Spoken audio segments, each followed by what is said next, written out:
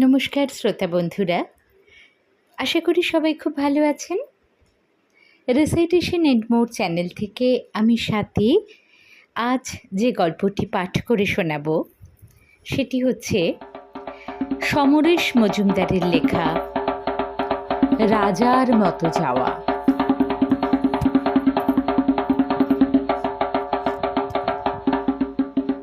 আজকাল রাত না ফুরোতেই ঘুম ভেঙে যায়।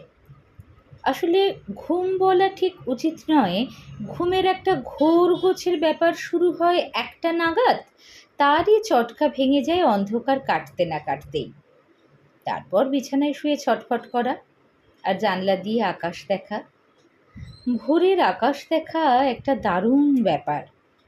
এটা এক ধরনের নেশা হয়ে গেছে অবনীর। নীল বেনারসি শাড়ির মতো আকাশটা, জমজমে আকাশটা ক্রমশ উদাস উদাস হয়ে যায়, জ্বলে যাওয়া শাড়ির রঙের মতো নেতিয়ে থাকে। যে তারাগুলো এতক্ষণ মাত করে রেখেছিল দাপটে, সেগুলোকে চোরের মতন মনে হয়। তারপর একসময় ফুটো বেলুনের মতন রাতটা চুপসে যায়। ভোরের টাটকা বাতাস আর মেয়েদের, অল্প বয়সী কোনো মেয়ের হাতের ছোঁয়ার মতো ভোরের রোদ্দুর পৃথিবীতে ছড়িয়ে পড়ে। অবনী চুপচাপ দেখে। এপাশের জানলায় আকাশ, আর পাশ ফিরলেই সুনিপা একদম ঘুমে কাদা হয়ে 7 বছরের বাচ্চার মতো গুটিসুটি মেরে শুয়ে থাকা সুনিপা। বিছানার উপর উঠে বসে অবনীভূষণ ঘরের চারপাশে চোখ বোলালো। সারা রাত একটা 0 পাওয়ারের নীলচে আলো জেলে রাখে সুনিপা। অন্ধকারে থাকতে খুব ভয় ওর। যদিও এখন রাত নেই, তবু এই আলোটা সারা ঘরে দুধের স্বরের মতো জড়িয়ে আছে। অবনীভূষণ মাথার কাছে রাখা মাঝারি টেবিল ভর্তি ওষুধগুলো দেখল। এগুলো কি হবে? সব তো শেষ হবে না। এত দামি দামি ওষুধ সব। ভোরবেলায় এ সময়টায় ওর রোজই শনিবার জন্যে কষ্ট হয়। এ সময় দেওয়ালে আলোর নিচে টাঙানো তার আর শনিবার ছবিটাকে বড্ড ঝকঝকে দেখায়। 3 বছর আগের তোলা ছবি। ম্যারেজ রেজিস্ট্রারের অফিস থেকে বেরিয়ে এক দোকানে ছবিটা তুলেছিল ওরা। 42 বছরের অবনীভূষণ আর তার 2 বছরের ছোট সুনিপা। একটু বেশি বয়স, তবু হয়ে গেল। না, প্রেম ট্রেম করে নয়, কাগজে বিজ্ঞাপন দেখে যোগাযোগ। মন্ত্র পড়ে বিয়েতে দেখা গেল দুজনেরই আপত্তি, তাই এভাবেই। ছবিটার দিকে তাকালো অবনীভূষণ। কেমন ছিমছাম দেখাচ্ছে তাকে। সুনিপাকে অবশ্য একদম যুবতী যুবতী দেখাচ্ছে। অবশ্যই শরীরটা ওর এখনো ভাঙেনি, কিন্তু অবনীর মুখ, চিবুক, গলা। অজান্তে হাত বোলালো ও। চটচট করলো আঙুলের ডগা। রোজই হয়, কিন্তু তবু এই আঙুলের ডগার শিরশিরানিটা জানান দেয়, না হে, তোমার হয়ে আসছে। রোজই সকালে গলার চিবুকের ব্যান্ডেজ পাল্টাও। কেমন গন্ধ বের হয় আজকাল ব্যান্ডেজ থেকে। শনিবার ঘুম ভাঙবার আগেই ও বাথরুমে চলে আসে। দরজা বন্ধ করে আলোটা জেলে আয়নার সামনে দাঁড়ায়, মুখ চোখ ফোলা ফোলা। চিবুক ঢেকে যে ব্যান্ডেজটা মাথার ওপরে গিয়ে গিঁট খেয়েছে সেটার উপর নজর রাখে অবনীভূষণ। চিবুকের তলায় গলার উপরটা ভিজে গেছে, কালচে কালচে দাগ, রক্ত বেরিয়েছে। ঠোঁট দুটো ব্যান্ডেজের চাপে বেঁকে ফুলে গিয়েছে। এবার হসপিটাল থেকে ফিরে যন্ত্রণাটা আর বাড়েনি। প্রথমবার রে নেবার আগে ভুগিয়েছিল খুব। রে নেবার পর মাস কয়েক মোটামুটি ভালো ছিল সে। তারপর আবার যেতে হলো। এবার অপারেশন। কিন্তু এই অপারেশন আর শুকালো না। ডাক্তার রয় প্রায় স্পষ্ট করে বলেছিলেন, দেখুন, এখন শুধু বরাতের ব্যাপার। অথচ এখন কাগজে মাঝে মাঝেই বের হয় পৃথিবীর এপাশে ওপাশে কেউ কেউ ক্যান্সার সারাচ্ছে। সুনিপার আগ্রহে 2-1 জায়গায় চিঠি দিয়েছিল, না, কোনো জবাব আসেনি। ডক্টর রায় ভালোই বলেন, বরাতের ব্যাপার, লটারি টাকা পাবার মতন। কেউ কেউ তো পেয়ে থাকে। প্রথম প্রথম অস্বস্তি হতো, আজকাল রপ্ত হয়ে গেছে হাতে।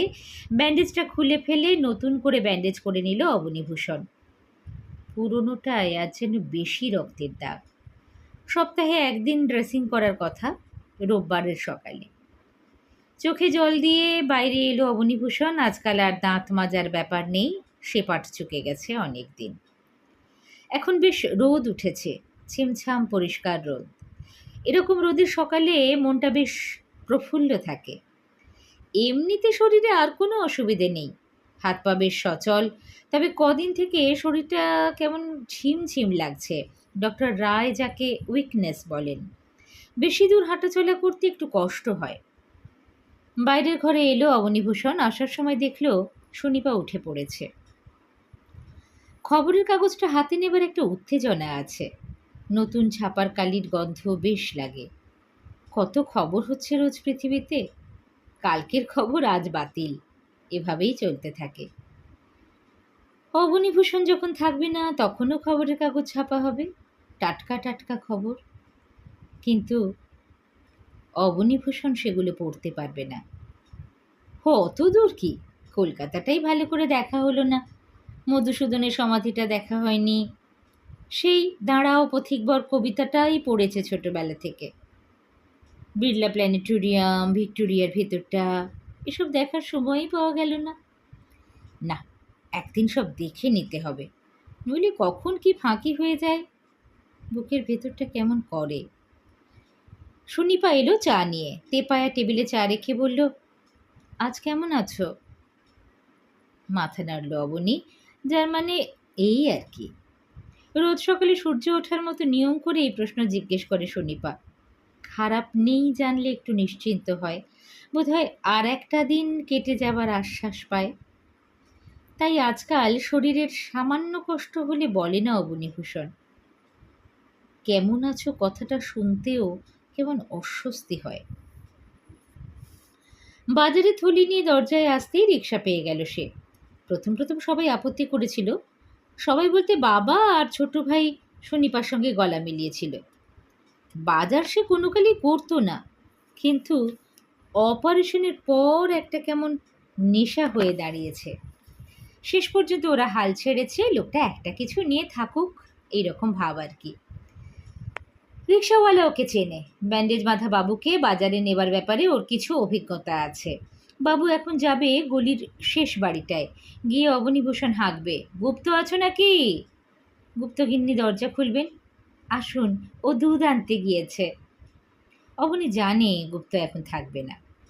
না, এখন যাব না, কই বাজারের ব্যাগটা দাও। মুখ চোখে কেমন একটা লজ্জার ব্যাপার দেখলো অবনী। গুপ্তগিন্নিকে এবার ধমক দিল, ও কি হলো, দাঁড়িয়ে কেন, ব্যাগটা আনো। ও বলছিল রোজ রোজ। গুপ্তগিন্নি মিনমিন গলায় বলতে চাইলেন, তুমি কি চাও তার সঙ্গে কথা বন্ধ করব? আরে কদিনই বা আছি, একটু। আর কথা শুনতে দাঁড়িয়ে নেই গুপ্তগিন্নি, বাজারের ব্যাগটা এনে দিলেন তাড়াতাড়ি। হাত বাড়িয়ে সেটা নিয়ে বলল অবনী, কি মাছ আনবো? যা খুশি। আহ, তোমরা মনের কথা মুখে বলতে পারো না কেন? অফিসের সময় কুচো মাছ আনলে হাড়ে হাড়ে টের পাবে। রিক্সা ঘোরাতে বলল। তারপর আরও দুটো বাড়ির ব্যাগ আদায় করে বাজারে চলল অবনী। এই 3টে সংসারের মোটামুটি খরচ জানা আছে তার। বিশেষ করে গুপ্ত লোকটাকে দেখে ওর অবাক লাগে। সবসময় হাসি খুশি। রাত 11টায় যখন বাড়ি ফেরে তখনও রাস্তায় দাঁড়িয়ে দোতলার জানলায় দাঁড়ানো অবনীর সঙ্গে বকবক করে যায়। কিন্তু এত এনার্জি লোকটা পায় কোত্থেকে? গুপ্ত মাইনে কত পায় অবনী জানে। মোটামুটি এই 3টে পরিবারের অবস্থা ওর জানা। এই টাকায় ওরা কিভাবে বেঁচে থাকে সব রকম হাসি খুশি নিয়ে, এটাই বুঝতে পারে না ও। দ্বিতীয়বার হাসপাতাল থেকে ফিরে এসে এইসব চিন্তা মাথায় জমছে ওর। মোড়ের মাথায় গুপ্তর সঙ্গে দেখা হয়ে গেল। দুহাতে দুটো বোতল ঝুলিয়ে মুখে একটা চারমিনার চেপে আসছে গুপ্ত। বেটে খাটো কদম ছাঁট চেহারা। এই শালা, এই তোমার সকাল হলো কেন? আর একটু আগে গতর তুলতে কি হয়? রিক্সা দাঁড় করিয়ে খেঁচিয়ে উঠল অবনী। দুটো বোতল এক করে মাথায় ঠেকালো গুপ্ত। চারমিনারটা ঠোঁটের কোণে সরিয়ে ফিক ফিক করে হাসলো। তারপর দুলে দুলে বলল, সকাল কোনো দিন দেখিনি সাহেব, ওকে বলে ব্রাহ্ম মুহূর্ত, পুণ্যাত্মাদের জন্য সংরক্ষিত। অবনী আর দাঁড়ালো না। গুপ্তর সঙ্গে কথা বলা যায় না, এত কথা ও পায় কোথায় কে জানে।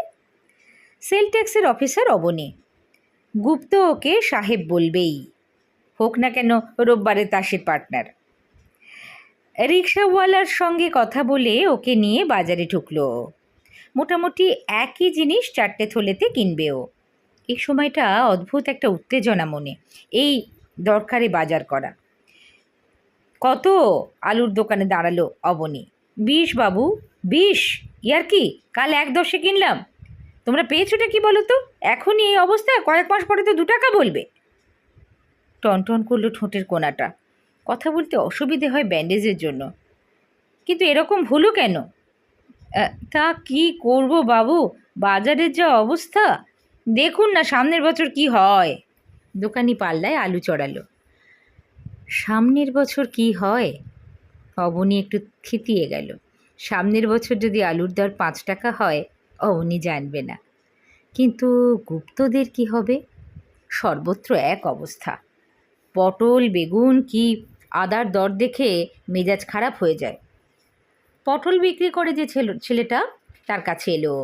এর সঙ্গে কদিন আগে প্রায় হাতাহাতি হয়ে গেছিল অবনী। বেটা পাকামো করে বলেছিল, দর করবেন না বাবু, যে কদিন আছে খেয়ে যান। আজকে ইচ্ছে করে এই দর জিজ্ঞাসা করলো না সে। ছোকরা অবাক হলো। যেতে বলল, একই দর বাবু, আপনার কাছ থেকে কম নিলাম, বাজারে দেখুন 1.5 টাকা কিলো। অবনী আজকাল হাসতে পারে না, ঘাড় নাড়ল শুধু। না, দর বাড়াওনি, কিন্তু ওজনে মারছ, ভিজে পটলে লাভ অনেক। কিন্তু অবনী কিছু বলল না। আজকাল কাউকে কিছু বলতে ইচ্ছেও করে না। সুনিপা একটু সাজতে ভালোবাসে। স্কুলে যাবার সময়ও চুল বাঁধা আর স্নো পাউডারে ওর বেশ সময় খরচ হয়। খদ্দরের পাঞ্জাবি আর ধুতি পরে বসেছিল অবনী। সুনিপা আসতেই উঠে দাঁড়ালো। সুনিপার স্কুল সেই পার্ক সার্কাসে। এখান থেকে যাওয়া আসা করা মুশকিল, কিন্তু তবু চাকরিটা ছাড়তে চায় না। হেডমিস্ট্রেস হবার সুযোগ আছে। মাইনে খারাপ দেয় না স্কুলটা। গলির ভিতর একটা ট্যাক্সি ঢুকছিল, দরজায় দাঁড়িয়ে ধরে ফেলল সুনিপা। অবনী ভাবল, আজ কপালটা ভালোই যাবে। অন্যদিন রিক্সা করে মোড়ের মাথায় গিয়ে ট্যাক্সির জন্য হাপিত্তেশ করতে হয়। গলির মুখে আসতেই ট্যাক্সি থামাতে বলল অবনী। সুনিপা ভ্রু কুঁচকে একপাশে সরে যেতে যেতে বলল, আদিক্ষেতা। অবনী হাসল। সুনিপা এসব ভালো চোখে দেখছে না। এই বাজার করা, ধার দিয়ে তাগাদা না করা, অফিসে যাওয়ার সময় ট্যাক্সিতে লিফট দেওয়া। ছোট ভাইয়েরও ধারণা অসুখের পর দাদার মাথায় গোলমাল ধরেছে, আর এই লোকগুলো তার সুযোগ নিচ্ছে। ঝগড়া করতে ইচ্ছে করে না অবনীর। টাকা সে অনেক রোজগার করেছে, মাইনের চেয়ে বাঁ হাতে এসেছে বেশি। যে চাকরির যা দস্তুর। শনিবার ভবিষ্যতের কোনো আশঙ্কা নেই, তার উপর জিপিএফে আছে মোটা টাকা। তবু যে কেন ওরা এরকম করে। ডালহৌসি ঘুরে গেল ট্যাক্সিটা। 3 জনকে সেখানে নামিয়ে ও গেল পার্ক সার্কাসে। শনিপাকে স্কুলে পৌঁছে দিয়ে অফিস। তেতলায় ওর ঘর। আগে সিঁড়ি ভাঙতো, এখন লিফটে ওঠে। এইটুকুনিতেই আজ কেমন ক্লান্তি লাগছে। নিজের ঘরে বসে অবনীর কেমন অসহায় বোধ হলো। অসুখের পর থেকে ওর আর অ্যাসেসমেন্ট নেই, কাজের চাপ সহ্য হয় না। অথচ যতক্ষণ না নিজে চাকরিটা ছাড়ছে ততক্ষণ কেউ ওকে চলে যেতে বলবে না। সবাই জানে গাঙ্গুলি সাহেব যে কোনো দিন মারা যাবেন, ক্যান্সার বলে কথা। 2-2বার হাসপাতাল থেকে ফিরে এসেছেন ভাগ্যের জোরে। ছোটোখাটো কয়েকটা ফাইল দেখলো অবনী, তারপর টেবিলে রাখা গেলাসটার জল আকণ্ঠ খেয়ে চেয়ারে গায়ে এলিয়ে দিল। কদিন বাদে এই চেয়ারে অন্য কেউ বসবে। লোকটা নিশ্চয়ই অবনীর কথা জানবে। কেমন মনে হবে ওর? ওই জানলা দিয়ে দেখা গির্জার চূড়া, এসব ওর কেমন লাগবে? আচ্ছা, লোকটা যখন এই চেয়ারে বসে কোনো পার্টির কাছ থেকে ঘুষ নেবে, তখন সে ভাববে অবনীও নিত। অবনী অনেক ঘুষ নিত, শেষ পর্যন্ত অবনীর ক্যান্সার হলো। ঘুষ নিত অবনী, তাই ক্যান্সার হলো, এরকমটাও ভেবে নিতে পারে লোকটা। লোকটা নিশ্চয়ই ভয় পাবে, কারণ ক্যান্সার থেকে মুক্তি নেই লোকটা জানে। মনে মনে একটা ভীত অথচ লোভী মুখের ছবি আঁকলো অবনী। কিন্তু কি আশ্চর্য, ছবিটা বারবার পরিষ্কার ছিমছাম দাড়ি কামানো অবনীর হয়ে যাচ্ছে। গালে হাত দিল অবনী। আজকাল ব্যান্ডেজ বাঁচিয়ে দাড়ি কামাতে হয় ওকে। আজ শনিবার 1টা নাগাদ উঠি উঠি করছে অবনী, এমন সময় সেই ভদ্রলোক এলেন। কদিন থেকে ইনি আসছেন। অবনী অনেকবার ঘুরিয়ে ঘুরিয়ে বলেছে এ ব্যাপারে তার কিছুই করার নেই। ভদ্রলোক নাছোড়বান্দা। ঘরে ঢুকে ভদ্রলোক হাসলেন। কি করলেন স্যার? মুখটা দেখল অবনী, তেল চকচকে মুখ, সুখী সুখী চেহারা। আমার এখন কিছুই করার নেই, আপনি তো জানেন, অবনী রিক্ত গলায় বলল। সামনে চেয়ারে বসে ভদ্রলোক ঝুঁকে পড়লেন টেবিলের ওপর। এই ব্যাপারে আপনার একটা দায়িত্ব আছে তো, কাজটা আপনার শেষ করার কথা ছিল, বলুন ছিল কি না? হ্যাঁ ছিল, কিন্তু আপনি জানেন আমি অসুস্থ হয়ে পড়েছিলাম। আপনার অ্যাসেসমেন্ট আমি আর করছি না, আর আপনাকে আমি বলেছি ওটা আপনি ফেরত নিয়ে যান। আমার এসব আর ভালো লাগছে না। একটু হাঁপ ধরে কথা বলতে, গলার কাছটাতেও টনটন করছে। জিভ বের করল লোকটা। টাকাটা স্যার ফেরত নেব বলে দিইনি, আপনি শুধু ফাইলটা আনিয়ে ব্যাকডেটে অর্ডারটা করে দিন, তারপর বাকি কাজ আমি করে নেব। না, হবে না, আমি আর ওসব পারবো না, বরং সোমবার এসে টাকাটা নিয়ে যাবেন। বলা যায় না তো, একদিন হঠাৎ দেখবেন আমি নেই, তখন টাকাটাও যাবে। উঠে দাঁড়ালো অবনী। যন্ত্রণা হয় স্যার? তা হয়। কোনো দিন সারবে না? না। ফোঁস করে একটা নিঃশ্বাস ফেলল লোকটা। আমাদের সবাইকে একদিন চলে যেতে হবে, ভাবতেই কেমন লাগে। চললাম স্যার। হ্যাঁ আসুন আপনি। অবনী বাথরুমের দিকে এগোলো। হ্যাঁ বাড়ি যাবেন? তাহলে আমি লিফট দিতে। লোকটাকে থামিয়ে দিয়ে অবনী একটা হাত তুললে, তারপর বলল, আপনি যান, আমি বাড়ি যাব না, আজ শনিবার আমি রেসের মাঠে যাব, বলে দরজা ভেজিয়ে দিল। ফ্যাল করে চেয়ে থাকলো লোকটা, তারপর নিজের গলায় হাত বুলিয়ে বলল, শালা। গেট থেকে একটা বই কিনে নিল অবনী, তারপর 10 টাকা দিয়ে টিকিট কেটে ভেতরে পা দিল। এখানে পা দিলেই শরীরে কেমন একটা উত্তেজনা হয়। গ্র্যান্ড এনক্লোজারে যারা আসে তাদের বেশ পাশে মুখে চোখে বেশ একটা ভদ্র ছাপ থাকে, কিন্তু উত্তেজনায় সবাই টইটম্বুর। বাঁ দিকে প্যাটকে এলো অবনী। ঘোড়াগুলো ঘুরছে, প্রত্যেকের গায়ে নম্বর আটা। জকিগুলো মাঝখানে দাঁড়িয়ে ট্রেনারদের সঙ্গে প্ল্যান আঁটছে। এক কাঁধা লোক খুমড়ি খেয়ে রেলিং ধরে ঘোড়াগুলো দেখছে। কোন ঘোড়াটা কীরকম ফিট জরিপ করছে সবাই। অবনী সরে এলো, কেউ তার দিকে তাকাচ্ছে। ব্যান্ডেজ মাথা মুখ, রেসের মাঠে দেখে বোধহয় একটু অবাক হচ্ছে। অপারেশনের পর আজ প্রথম এলো অবনী। আগে আসতো, এখানে এলে বুকের ভেতরটা টকবক করতো, কিন্তু আজ কিছুই হচ্ছে না। মানে সে ধরনের কোনো এক্সাইটমেন্ট নেই, শুধু চেয়ে চেয়ে দেখা। প্যাডক থেকে সরে এলো অবনী। বুকিদের কাউন্টারে খুব হইচই। প্রথম রেসটা বি ক্লাসের, টালিগঞ্জের ঘোড়াগুলো দৌড়বে। মোটামুটি ফেভারিট ঘোড়াদের দর এভেন মানি। বোর্ডের দিকে তাকালো অবনী। ফেভারিট ঘোড়াটার কাঁটা ডগা ছুঁয়েছে, ঘোড়াটা জিতবে না, অবনী মনে মনে বলল। অবনী বইটা খুলল, টাটকা গন্ধ। প্রথম রেসের ঘোড়ার তলার ফেভারিটটাই টিপ, জিতবে না, জিততে পারে না। পাতা উল্টালো অবনী। থার্ড রেস থেকে জ্যাকপটের লেগ। 8টা ঘোড়া আছে। নামগুলো পড়ে গেল অবনী। বাপ মায়ের ঠিকানা, অতীতের ফলাফল এসব নিয়ে মাথা ঘামালো না। পরপর 5টা 1 নম্বর ঘোড়া নিয়ে 10 টাকার জ্যাকপট কাটল। কেটে সোজা দোতলার ব্যালকনির কোনায় চুপচাপ বসে পড়ল অবনী। কেমন একটা অস্বস্তি হচ্ছে, ঝিমঝিম ভাবটা বেড়েছে। প্রথম রেস শুরু হয়ে গেছে। অবনী দেখল ফেভারিট ঘোড়াটা বাকিগুলোকে কুকুরের মতো পেছনে রেখে জিতে গেল। মাঠে বেশ খুশি খুশি ভাব। অবনীর ভালো লাগলো। লোকগুলো টাকা পেল।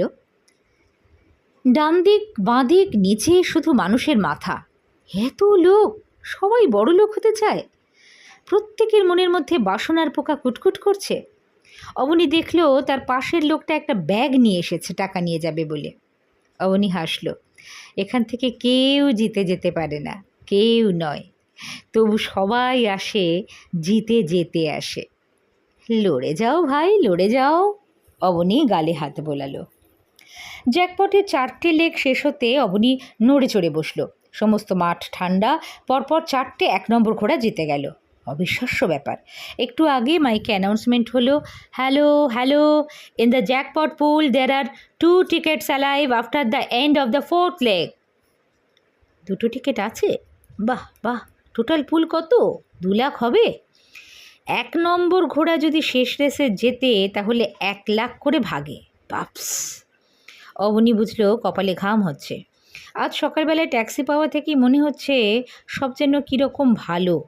ডক্টর রায় বলেছেন বরাতের ব্যাপার।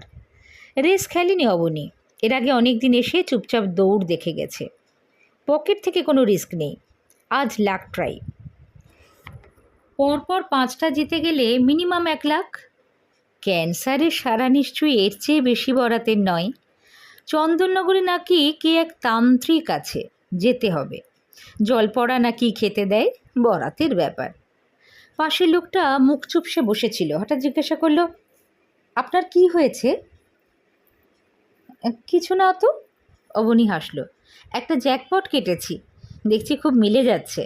টিকিটটা বের করে দেখালো অবনী। ঝুঁকে পড়ে দেখলো লোকটা, তারপর লাফিয়ে উঠল, আপনার হয়ে গেছে, লাইনে দাঁড়ান গিয়ে, লাস্ট রেসে 1 নম্বর জিতবে আমার খবর। আমি 5,000 হেরেছি, বাকি 5,000 এবার 1 নম্বরে লাগাবো। এই ঘোড়ার মার নেই, মিনিমাম 3-এর দর।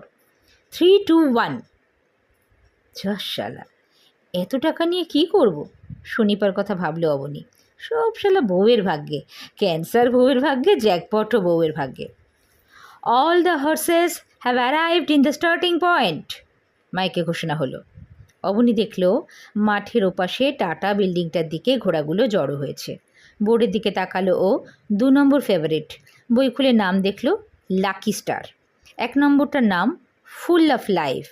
ঘোড়াটা যখন যায় অবনী লক্ষ্য করেছে, দারুণ ফিট। পাশের লোকটা নেই, বোধহয় টাকা লাগাতে গেছে।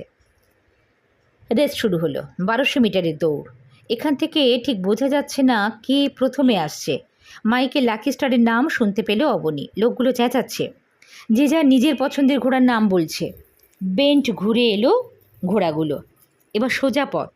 মাইকে ফুল অফ লাইফ শুনতে পেল অবনী। উত্তেজনা সবাই দাঁড়িয়ে পড়েছে। অবনী উঠে দাঁড়ালো, বুকের মধ্যে দড়াম দড়াম করছে। ফুল অফ লাইফ রেলিং ধরে ছুটে আসছে, তার 3 লেংথ পেছনে লাকি স্টার। হুইপ করছে জকিটা, না ধরতে পারবে না, বুলেটের মতো যাচ্ছে ঘোড়াটা। আর 50 গজ বাকি, 40, 30। হঠাৎ সারা মাঠে চিৎকার উঠল, পায়ে পায়ে লেগে পড়ে গেল ফুল অফ লাইফ। উইনিং পোস্টে 10 গজ এপাশে পড়ে ছটফট করতে লাগলো। লাফ দিয়ে ছিটকে পড়ল জকিটা। ততক্ষণে লাকি স্টার জিতে গেছে, 2 নম্বর জিতে গেল। ফুল অফ লাইফ ছটফট করছে, ওঠার চেষ্টা করছে, পারছে না, পা ভেঙে গেছে। কে যেন চেঁচালো। অবনী দেখল স্বাস্থ্যবান চকচকে একটা সাদা ঘোড়া মাঠের ধুলোয় ছটফট করছে, মুখ তুলে তাকাচ্ছে আকাশের দিকে। টার্ফ ক্লাবের 2টো গাড়ি এসে দাঁড়ালো সেই সময়। কয়েকটা লোক এসে ঘোড়াটার পা দেখল। একজন হাত নেড়ে ইশারা করতেই অবনী দেখল একটা অ্যাম্বুলেন্স আসছে। 6-7 জন কুলি গোছের লোক অ্যাম্বুলেন্স থেকে নেমে এসে ত্রিপল দিয়ে ফুল অফ লাইফকে ঘিরে ফেলল। কি যেন বলল, এবার ঘোড়াটাকে মেরে ফেলবে। মেরে ফেলবে? অবনী ভীষণ ধাক্কা খেল। লোকটা বলল, হ্যাঁ তাই নিয়ম, রেস চলার সময় কোনো ঘোড়া অকেজো হয়ে গেলে গুলি করে মেরে ফেলা হয়। অবনী ফ্যাঁসফেঁসে গলায় বলল, কেন? ঘোড়াটার পা সারিয়ে গাড়ি ফাড়ি টানাতে পারে তো? না, তা হবে না, রেস রাজার খেলা, রাজার মতো যেতে হবে, অকেজো বাতিল হয়ে কেউ বেঁচে থাকবে না। অবনী দেখল মাঠে পূর্ণ নীরবতা, সবাই উঠে দাঁড়িয়েছে। ওপরে থাকার দরুন অবনীরা ফুল অফ লাইফকে দেখতে পাচ্ছে। একটা টুপি পরা লোক রিভলভার বার করে ঘোড়াটার মাথা ছুঁয়ে নমস্কার করলো। আর একটা লোককে বিড়বিড় করে কিছু বলতে দেখল অবনী। তারপরেই গুলির শব্দ, খানিক ছটফট করে মরে গেল ঘোড়াটা। মাঠে একটুও শব্দ নেই। পরিপূর্ণ জীবনের জন্য শেষ সম্মান। নেমে এলো অবনী। নামতে গিয়ে দেখল হাঁটতে কষ্ট হচ্ছে, মুখ চোখে কেমন একটা তাপ। এখন লোকজন কথা বলছে, অবনী কোনো রকমে বেরিয়ে এলো। বাড়ি ফিরল অবনী অনেক রাত্রে। গুপ্ত দাঁড়িয়েছিল গলির মোড়ে, দেখে এগিয়ে এলো। দাদা কোথায় ছিলেন? এ কি, শরীর খারাপ নাকি আপনার? ট্যাক্সির ভাড়া মিটিয়ে গুপ্তর কাঁধে হাত রাখল অবনী। তুমি কি আমার জন্যে দাঁড়িয়ে আছো? হ্যাঁ, বৌদি খবর পাঠিয়েছিলেন আপনি নাকি অফিসে নাকি আপনাকে ফোন করে পাওয়া যায়নি। গুপ্ত অবনীকে ধরে নিয়ে চলল। গুপ্ত, আমার ব্যান্ডেজটা কি ভিজে গেছে? অবনী আকাশের দিকে তাকিয়ে বলল, একটু একটু, সে তো হয়ই। গুপ্ত ওকে নিয়ে দরজায় দাঁড়ালো। গুপ্ত, আমার গলা থেকে কোনো গন্ধ পাচ্ছ? দাদা, চাপা গলায় বলল গুপ্ত, বলে কলিং বেল টিপল। হাসলো অবনী। আজ সাহেব বলছো না কেন গুপ্ত? সাহেব শুনতে ভালো লাগে। গন্ধ পাচ্ছ গুপ্ত? হুম, গলাটা পচছে হে, এবার শরীর পচবে। হাঁপাতে লাগলো অবনী। ভেতরে শব্দ হচ্ছে, দরজা খুলতে আসছে কেউ। গুপ্ত, কেউ যদি আমাকে গুলি করে মারত, আমি তাকে 1,00,000 টাকা দিতাম। দরজা খুলল সুনিপা। অবনীকে দেখেই চিৎকার করে কেঁদে উঠল। কোথায় ছিলে এতক্ষণ? আমি ভেবে ভেবে মরি, তুমি আমার কথা। হেসে ফেলল অবনী। তারপর গুপ্তর দিকে ঘুরে বলল, এই জন্যেই শুয়ে শুয়ে দুঃখ সইয়ে দিয়ে যেতে হবে গুপ্ত। এটাও তো একটা দায়িত্ব, কি বলো?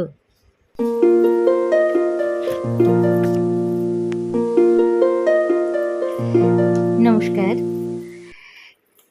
শুনছিলেন সমরেশ মজুমদারের একটা একেবারে অন্য স্বাদের গল্প, অন্য রকম গল্প, রাজার মতো যাওয়া।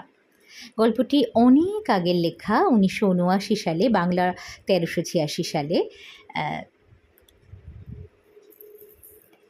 একদম ভিন্ন স্বাদের গল্প, কিন্তু শুধু এরকম স্বাদের নয়, আরও নানান স্বাদের, কখনো আনন্দের, কখনো প্রেমের, কখনো ভয়ের, কখনো রহস্যের, বিভিন্ন স্বাদের বিভিন্ন লেখকের গল্প শুনতে এই রিসাইটেশন এন্ড মোর চ্যানেলটা সাবস্ক্রাইব করে রাখতে ভুলবেন না। এই চ্যানেলে গল্পের সঙ্গে শুনতে পাবেন আবৃত্তি, শ্রুতি নাটক, আবৃত্তি সংক্রান্ত আলোচনা, এইসবও। কেমন? গল্পটি ভালো লাগলে লাইক, শেয়ার ও কমেন্ট করবেন। সবাই খুব ভালো থাকবেন। নমস্কার।